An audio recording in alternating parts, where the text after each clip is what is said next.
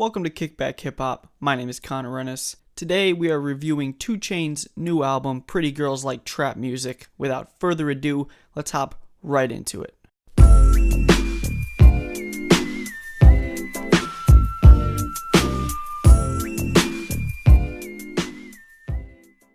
Okay, so 2 Chainz, aka Titty Boy, is a rapper from Atlanta. 2 Chainz has a very unique style of rapping. He brings a very unique figure overall to the rap game, and this is his 4th studio album. The overall vibe of this album compared to his other work is so much different than what we're used to seeing with 2 Chainz. He starts the album off with a track called Saturday Night, which is a very dark and vibey guitar-led instrumental with some lyrics about how he came up to success, and he also salutes the others that he came up in the trap with in this song. I loved the overall sound of this song, and I thought it was a really nice intro track for the album. The album then transitions into a song called Riverdale Road, which is still a darker vibe, but much more aggressive than the first track. On this song, Chainz talks about life before the riches, and he kind of explains the differences between then and now. He also kind of references that the trap, where he was selling drugs, helped him form a sense of money's worth. If you are unaware, Riverdale Road is the road that he grew up on in Atlanta,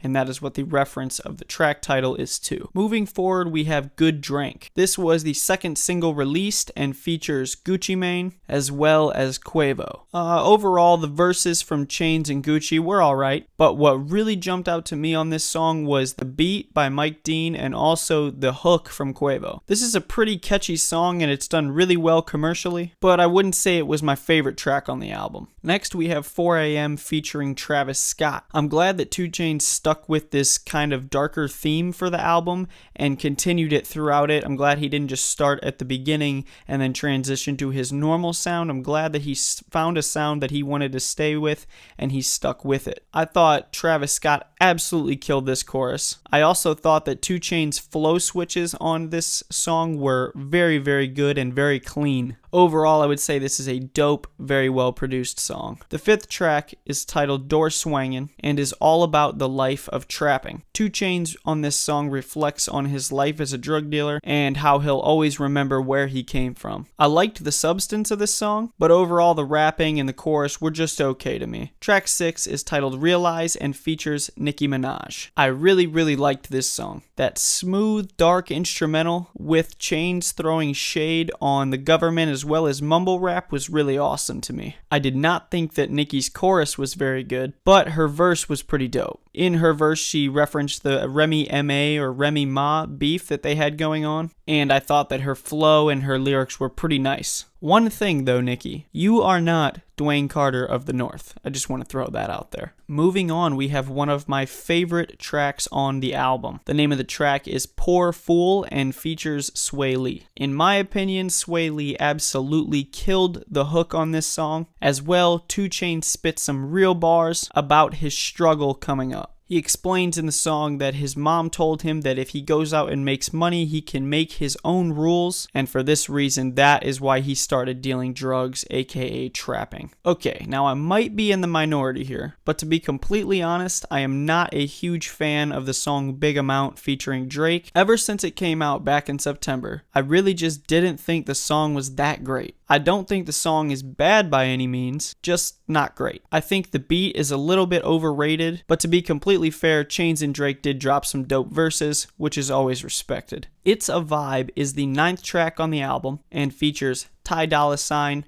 Trey Songz, and Jhené Aiko. This song is exactly that. It is a vibe.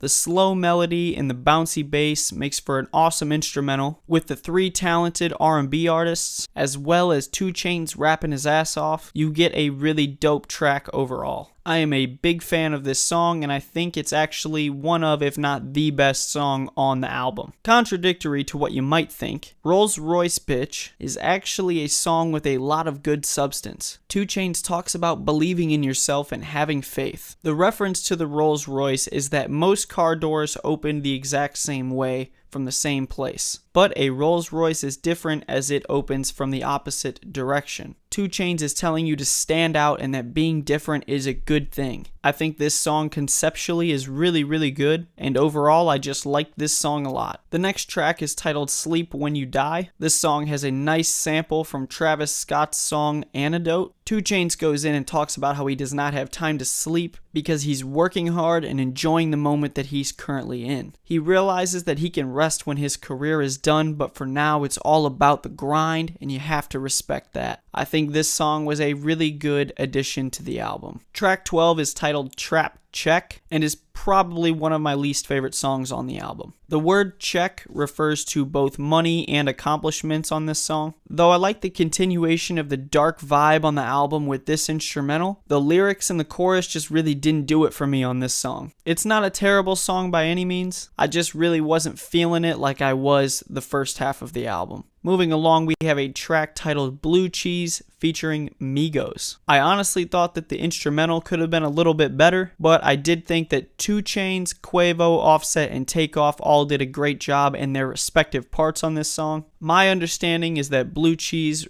refers to $100 bills or new $100 bills, which is very fitting for these artists all on the same track together. Next, we have OG Kush Diet. I am not a fan of this song. Honestly, it's pretty boring and seems pretty unnecessary for the album. The album is already 16 tracks long, so I think 2 Chainz should have just scrapped this one and moved on, but oh well, let's move on to the next track. Track 15 is titled Bailan and features Pharrell. From my understanding, Bailan means they dance in another language. I believe it's Spanish. And again, I am not a huge fan of this song either. I just think that this song didn't really fit the album as a whole. I like Pharrell on the chorus, but I think for the album's sake, we could have done without this song too. Let's move on to the last track. The final track on the album is titled Burglar Bars. This track is very good. Chainz gives some respect to Cole and Kendrick at the beginning of this track, while also talking about some of his accomplishments. Even against all odds, being raised by a mom